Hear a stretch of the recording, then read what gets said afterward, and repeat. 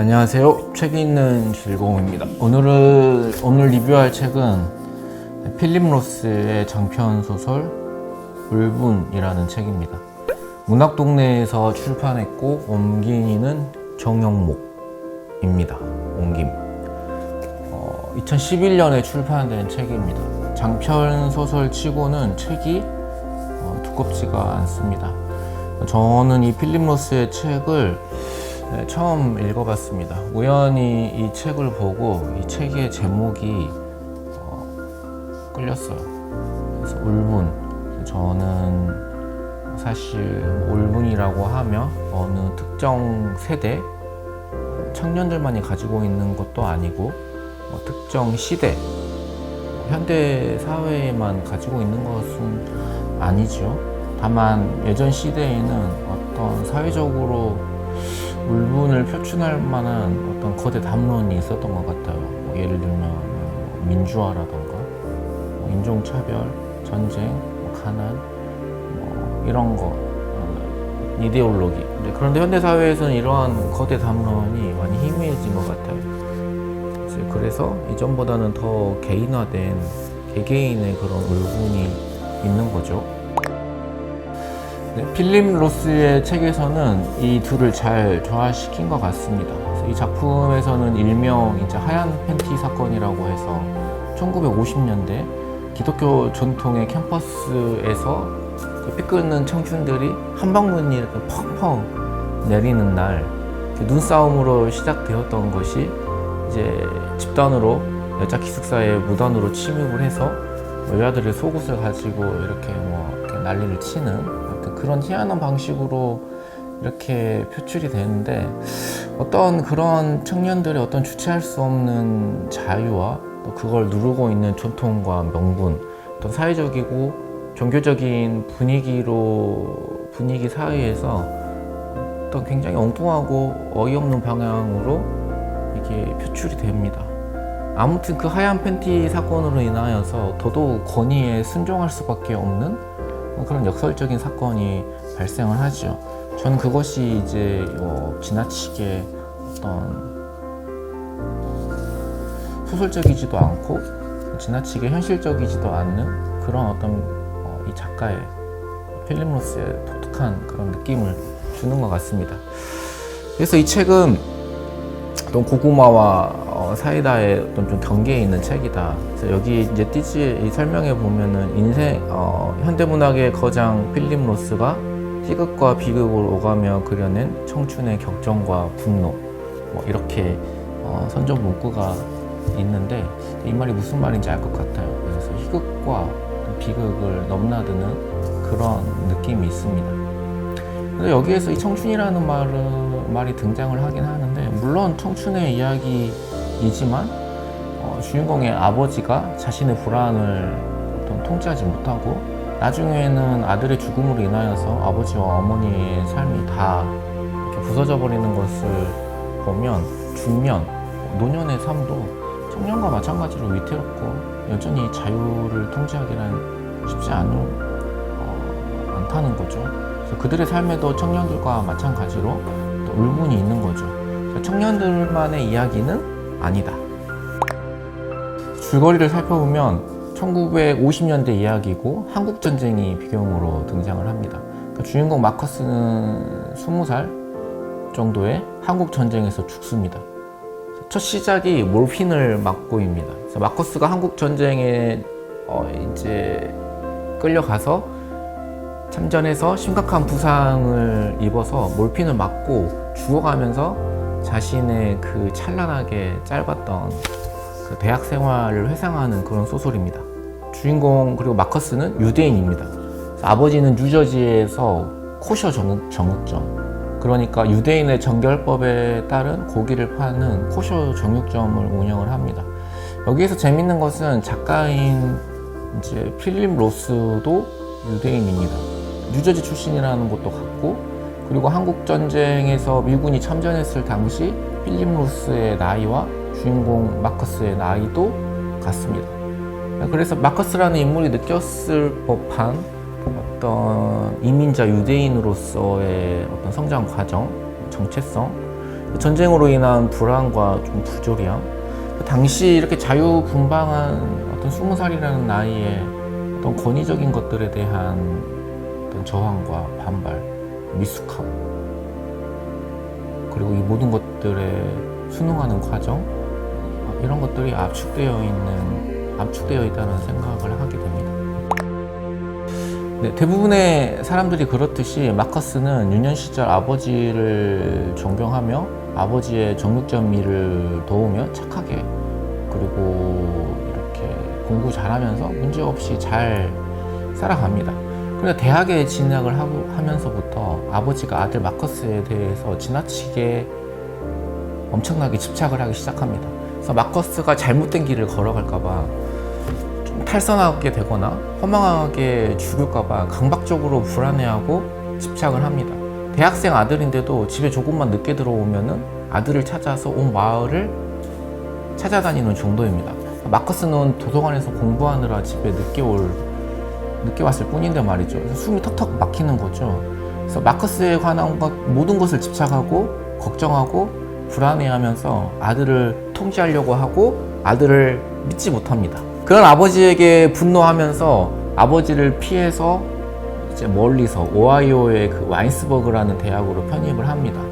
아버지를 피해서 그런 대학을 옮겼지만 그곳에서는 또 평온하고 어떤 목가적인 분위기의 학교이지만 그 학교에서 또 크고 작은 갈등과 혼란을 경험합니다. 그때 당시 미국 대학의 분위기가 다 뭐 그랬는지는 모르겠지만 학교는 기독교 전통이 굉장히 강한 곳이었습니다. 그래서 학교에서는 의무적으로 채플, 그러니까 기독교 예배를 드려야 했습니다. 그래서 마커스는 유대인이지만 무신론자이죠. 마커스는 의무적으로 드려야 하는 그 채플 시간을 굉장히 견디기 힘들어합니다. 그래서 채플을 들으면서도 마음속으로는 중국의 국가를 부르고 그렇습니다. 그래서 오히려 마커스는 버트란드 러셀 같은 무신론자나 위대한 어떤 석학들의 글에 심취합니다. 그리고 그곳에서 공부를 열심히 합니다. 그가 공부를 열심히 하는 이유는 한국전쟁에서 전장에 끌려나가는 대신에 1등으로 졸업해서 종교 장교로 빠져서 후방에서 목숨을 보존하기 위해서 공부하기에 여념이 없습니다. 이 약간 어떤 느낌이냐면은 삼성 같은 대기업을 욕하면서도 대기업에 취업하기 위해 열심히 공부하는 것 같은 약간 그런 느낌이에요. 올리비아라는 여학생을 만나서 이제 데이트를 하는데, 올리비아는 이제 의사의 딸이지만 심리적으로 굉장히 불안하고 자살까지 시도한 학생입니다. 아무튼 이 올리비아를 알아갈수록 마커스에게는 꽤 큰 혼란을 가져다 줍니다. 그래서 올리비아와 관련된 어떤 일련의 일들을 통하여서 올리비아를 판단할수록 자신을 그토록 억압하고 규제했던, 자신이 싫어했던 아버지의 모습이 자신 안에 있는 걸 또 보게 되죠. 그러니까 자신도 누군가에게는 권위적이고 억압적이었던 거죠. 그리고 같이 쓰는 기숙사 룸메이트들과도 갈등을 겪습니다. 결국 2번이나 방을 옮기게 돼요. 그래서 그 일로 인하여서 권위의 어떤 상징과도 같은 인물인 그 학교의 학과장을 만나서 대화를 하게 되고, 이 과정에서 마커스는 채플의 부당함을 이야기하면서 그 유명한 버트란드 러셀의 나노의 기독교인이 아닌가, 그 책의 문장을 그대로 이야기합니다. 그래서 저는 이렇게 꽤 많은 지면의 이 글이 그대로 이 러셀의 글이 인용된 것에 대해서 마커스가 그것을 자기 것으로 어떻게 소화했다라기보다는 자신의 순진하고 어떤 권위에 대한 맹목적인 어떤 권위에 대한 반감으로 인하여서 그 글을 이렇게 통째로 인용한 거 아닌가 하는 느낌을 많이 받았습니다. 그런데 학과장에게는 그런 것들이 전혀 1도 통하지 않죠. 그래서 영화에서처럼 권위에 대한 어떤 저항이 어떤 세련되거나 극적이라기보다는 그 나이답게 굉장히 미숙하고 어설프다는 느낌을 많이 줍니다. 그래서 나중에는 이제 돈을 받고 채플을 대리출석시키다가 그것이 적발되어서 퇴학을 당하게 되고, 결국에는 한국전쟁에 이제 차출되어서 부산을 당해 20살의 나이에 죽임을 당합니다. 그리고 마커스는 그 학교에서 차출되어서 한국전쟁에서 전사한 유일한 학생이 됩니다.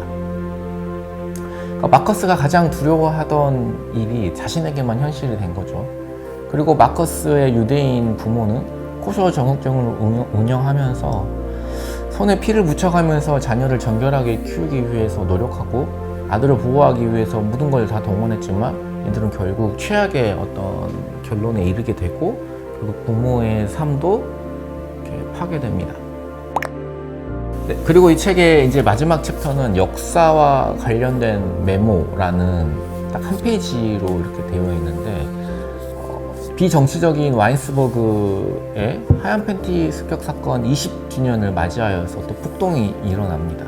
그러면서 학생들의 권리를 요구하게 되고 결국 필수였던 채플이 폐지될 뿐만이 아니라 학생들의 행동을 규제하는 거의 모든 구속과 대학 내 규칙들이 사라지게 되었다는 것을 담담하게 알리고 끝이 납니다. 필립 로스가 75세에 이 울분이라는 글을 발표했다고 합니다.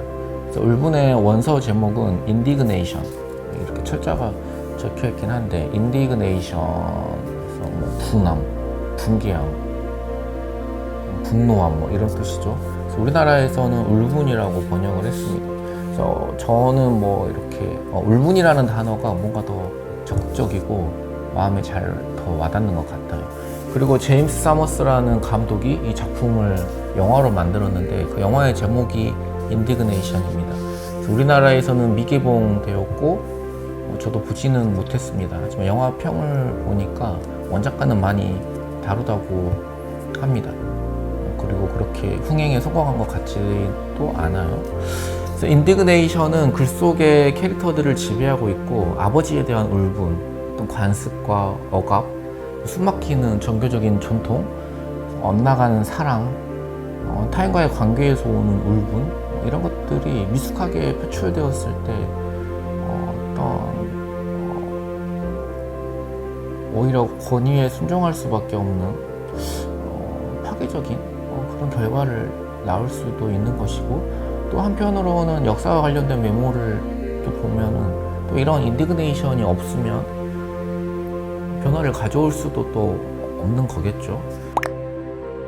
제 입장에서는 필립 로스와 마커스가 뭐 전쟁이라던가 뭐 1950년대 시대상 이런 것들을 다 떠나서 유대인이라는 사실 그리고 코셔 정육점을 운영했다는 그 설정만으로도 필립스와 마커스가 느꼈을 울분이 좀 공감이 되었어요. 또 종교가 사람들에게 얼마나 억압적일 수 있는지 저는 뭐 잘 알고 있기 때문입니다. 그래서 우리 기독교에서도 복음, 그래서 그 어떤 스피릿이나 어떤 사랑이 빠져버리면, 본질이 빠져버리면 껍데기와 전통만 남은 종교는 사람들을 올가매는 정말 억압적이고 권위적인 족쇄가 되는 거죠. 예수님의 생애에서도 가장 울분을 토하시며 부딪혔던 부분이 바로 이 종교심이었고 그러한 종교 지도자들이었습니다. 전통만 남은, 껍데기만 남은 그런 종교 지도자들. 그래서 그 종교적인 열심이 결국 자신을 삼킬 것을 예수님은 알고 계셨죠. 그래서 제가 20대, 30대 때 이런 말 자주 했던 것 같아요. 나는 전통교회와는 잘 안 맞아. 이런 말 많이 했던 것 같은데 40대가 되고 지금 생각해보면은 그런 울분이 저와 타인을 이렇게 상처받게 한 미숙한 점도 있었고 또 그런 울분이 있었기에 또 지금의 제가 있지 않았나 하는 생각도 듭니다. 또 모르겠어요. 또 인디그네이션이 언제 또 터져버릴지. 그래서 목사이지만 종교적인 사람을 경멸하면서 또 그런 사람이 되지 않으려고 많이 노력을 했었는데 마커스가 자신에게서 그 아버지의 모습을 보았듯이 저 또한 저에게서 그런 모습을 보게 되는 것 같아서 좀 마음이 아팠던 그런 책이기도 했습니다.